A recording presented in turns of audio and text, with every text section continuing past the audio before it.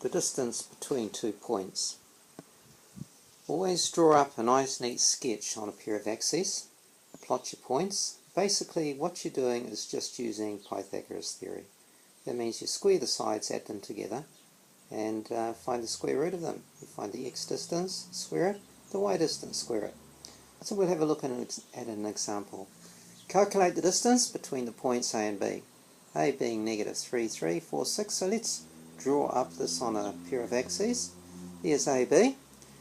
Draw the distance that you want, make a right angled triangle.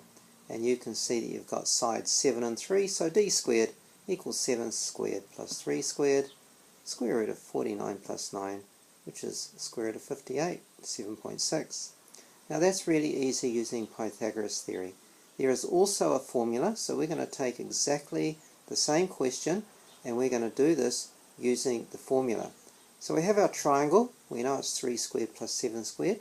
But what does the formula look like?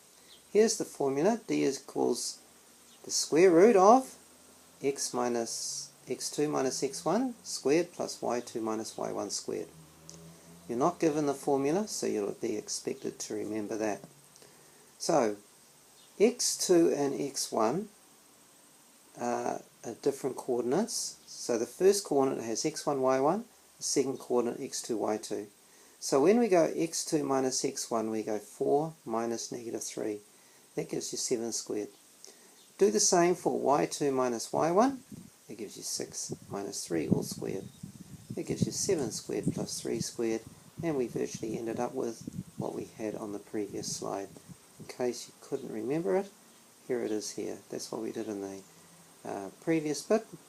It's exactly the same. One is using the formula, the other is straight from the diagram.